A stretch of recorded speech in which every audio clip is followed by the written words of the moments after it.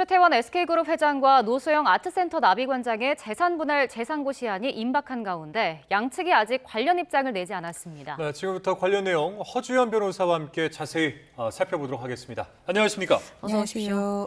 네, 이 재산분할 소송이 마무리될지가 이제 관심을 모으고 있는데 일단 이의제기 가능한 기간이 오늘까지잖아요. 만약에 재상고장이 접수되지 않으면 판결이 확정이 되는 겁니까? 그대로 확정이 되는 겁니다. 오늘까지 지금 재상고 기한이고요. 그렇다고 하면은 오늘 0시까지 양측 그 누구도 재상고장을 제출하지 않는다고 하면 이 판결은 그대로 파기환송심의 내용대로 확정이 되는 것이고요. 내일부터는 법적으로는 최태원 회장에게 바로 이 9,440억 원을 지급하지 않았을 경우에 이자가 발생을 하는, 그러니까 15일 판결 확정일 다음 날부터니까 정확하게는 16일부터겠네요. 네. 16일부터 이자의 기산일도 시작이 되기 때문에 최태원 회장으로서는 재원 마련에 상당히 고심하는 시간이 될 거라는 생각 듭니다. 예, 일단은 뭐 지금까지 양쪽 모두 이 재상고 관련 특별한 입장은 밝히지 않고 있는 그런 상황인데 이렇다라는 거는 어떤 의미로 받아들일 수 있을까요? 양측에서 좀 인정을 한다 이렇게 볼 수 있을까요?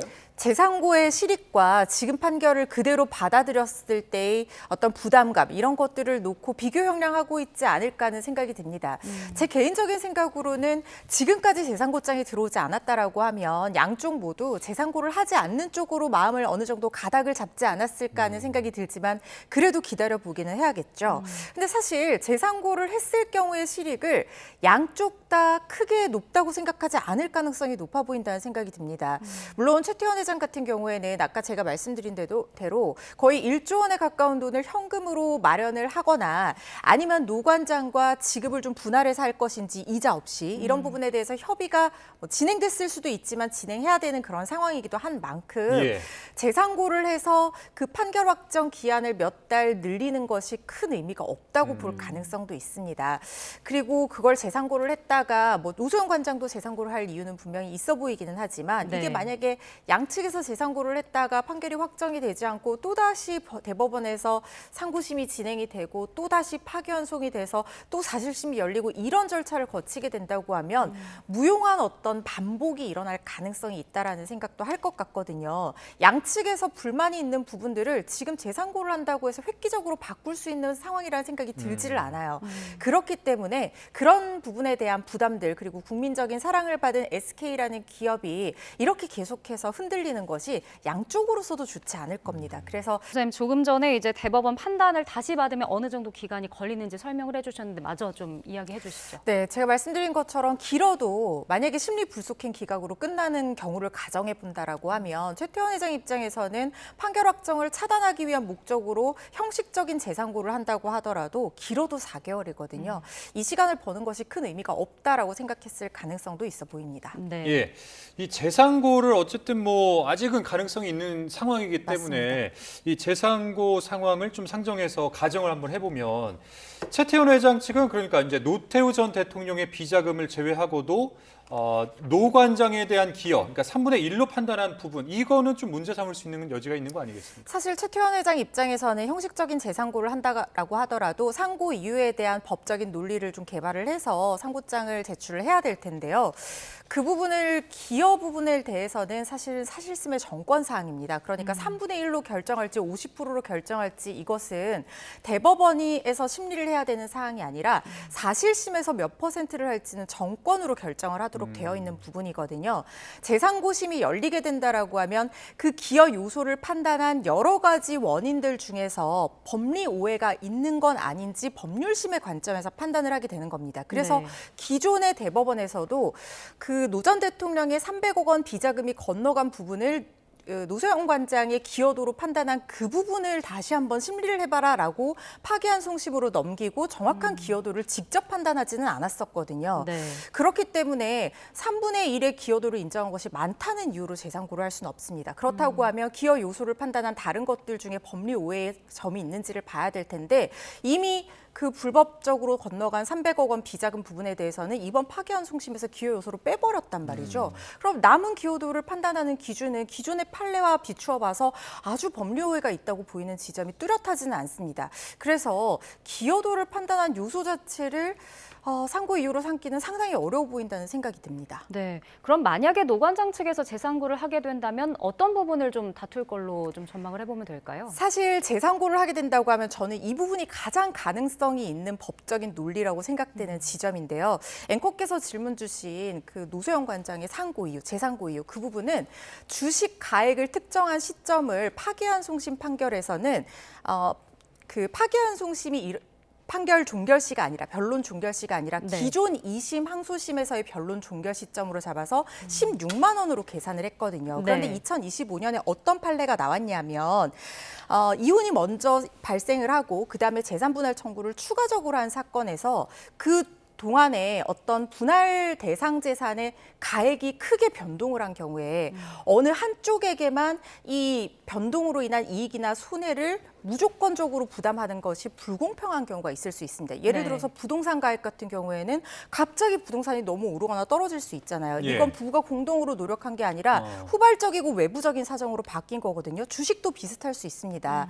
그런 상황에서 갑자기 바뀐 걸 어느 한쪽만 이익을 향유하게 된다고 하면 불공평하다고 볼 수 있다는 판단이 나왔거든요. 네. 그 판결을 근거로 그 불공평을 공평하게 만드는 그 시점을 그 파기환송심 변론 종결 시점엔 주가가 훨씬 상승했을 때로 바꿔달라고 주장을 해볼 수는 있습니다. 네. 그렇지만 그 부분이 파기환송심에서는 어떤 방식으로 반영이 됐냐면요. 기여도를 높여주는 방식으로 반영이 되었어요.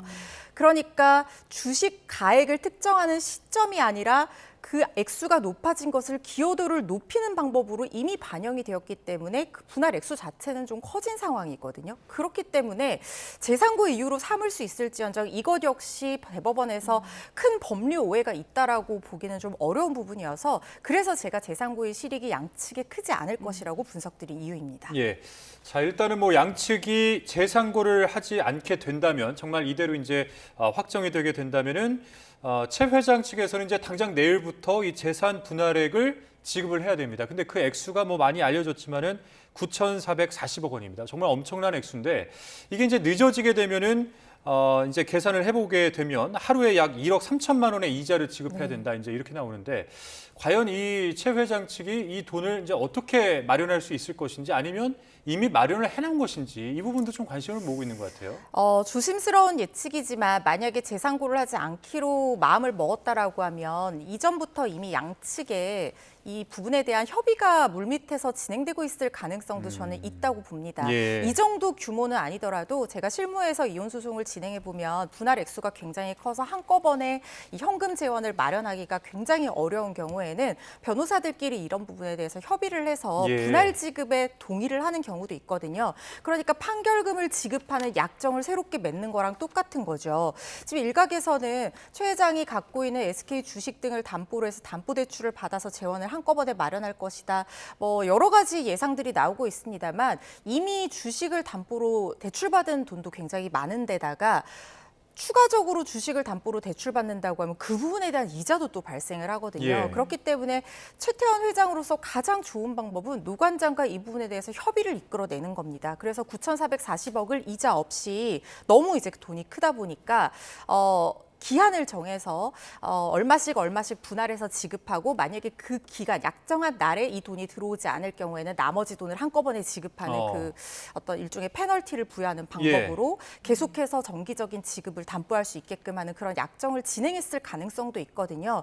그래서 만약에 재상고를 하지 않고 재산 분할이 어떻게 이 액수가 지급되는지는 차후에 지켜보면 답이 나오지 않을까 하는 생각이 듭니다. 네. 뭐 이 일이 이제 세계의 이혼이다, 뭐 재산 분할이다 이렇게 불리기도 하는데 배우자의 이 분할 비율에 관련해서 다른 이혼 소송에는 어떤 영향을 미칠지도 궁금해지는데 어떻게 보십니까? 사실 재산 분할과 관련한 법리는 저는 파기환송심의 판결이 기존 우리 대법원의 입장이라든가 실무의 경향에서 크게 벗어나지 않은 부분에서 굉장히 합리적으로 양측의 공평을 기한 판결이라는 생각이 들어요. 네. 뭐 SK 주식이 혼인 중에 취득한 취득한 재산이 아니라 상속으로 취득한 특유 재산이지만 일반적인 재산 분할에서도 이렇게 특유 재산을 취득한 지 시간이 굉장히 많이 흘러서 그 기간 동안 배우자가 이 재산을 유지하고 증식하는 데 기여가 있다고 보면 특유 재산이라고 하더라도 분할 대상 재산을 거의 다 올려주는 것이 대부분의 그 경우에서 보이거든요. 네. 그렇다고 하면 SK 주식 올려준 건 맞지만 그렇다고 하더라도 원칙적으로 2심 변론 종결 시점, 항소심의 변론 종결 시점에 그 SK 주식 가액을 특정해줬기 때문에 그 최태원 회장 입장에서도 아주 손해가 보는 판결은 아니었어요. 또 노소영 관장 입장에서도 이런 식으로 그 상장 기업의 주식이 분할 대상 재산이 되는 경우에는 이 주식의 가액을 늘리는데 오로지 부부의 기여만 있는 것이 아니라 SK 임직원들의 공도 있고 예. 경영권 문제가 발생할 수도 있거든요. 그래서 이런 재산이 분할 대상 재산이 될 때는 통상적으로 배우자의 기여도를 10%에서 20% 정도 인정을 해주는데 네. 지금 노 관장 같은 경우에는 주식이 올라간 걸 반영해서 33% 정도 인정을 해줬단 말이죠. 그렇기 때문에 이것이 굉장히 큰 변화가 가져오는 어떤 새로운 법리라는 생각은 들지 않고 다만 위자료 20억을 인정된 부분 이것이 훨씬 더 다른 그 사건에 영향을 미칠 가능성이 높은 부분이라는 생각이 듭니다. 통상적으로 위자료는 3천만 원 안팎으로 인정되는 경우가 많고 3천만 원 못 받는 경우도 많거든요. 예. 아주 많아도 1억입니다. 그런데 아무리 재벌가의 소송이라고는 하지만 위자료가 획기적으로 20억이라는 거액이 인정이 된 상황이니만큼 일반적인 어떤 외도로 인한 이혼 소송에서도 위자료의 액수가 조금은 높아지지 않을까 이런 기대도 하고 있습니다. 네, 이번 뭐 이혼 소송과 관련해서 이제 한 가지 좀 더 짚어볼 게 스마일게이트 권혁빈 창업자의 이혼 소송에도 영향을 미칠지 이제 이 부분이 조금 이제 관심을 또 받는 것 같더라고요. 근데 이 이혼 소송 같은 경우에는 재산 분할 금액이 8조 160억 원입니까? 어마어마한 금액이 달려 있는 건데 정말 영향을 미칠 수 있을까요? 네, 어느 정도는 참고가 될 판결이라는 생각이 듭니다. 만약에 위자료를 지급한다라고 하면 지금 두 사람의 이혼 사유 중에 외도는 없는 것으로 알고 있지만 그래도 위자료 액수나 이런 부분에도 영향을 미칠 부분이 있다는 생각이 들고요. 다만 이 사건과 좀 다른 점은 뭐냐면 스마일게이트 창업주 같은 경우에는 배우자 이 씨가 처음부터 스마일게이트를 결혼하고 그 다음에 창업을 해서 같이 키웠거든요. 네. 그리고 뭐 몇 개월이긴 하지만 대표이사로 재직한 이력도 있고 양측의 주장이 엇갈리는 부분이긴 하지만 배우자 이 씨 측에서는 친정에서 출자 자금도 됐다라고 하고 있습니다. 그렇다고 하면 혼인 이전에 상속을 받은 특유 재산이랑은 좀 결을 달리할 수 있는 부분일 수 있거든요. 그냥 둘이서 같이 노력해서 일군 기업의 재산이기 때문에 이게 배우자가 주장하는 것처럼 50%까지는 인정되지 않는다고 하더라도 그 기여도는 훨씬 높게 인정될 가능성이 있습니다. 네. 알겠습니다. 오늘 말씀 여기까지 듣겠습니다. 지금까지 허주연 변호사와 함께했습니다. 고맙습니다. 고맙습니다.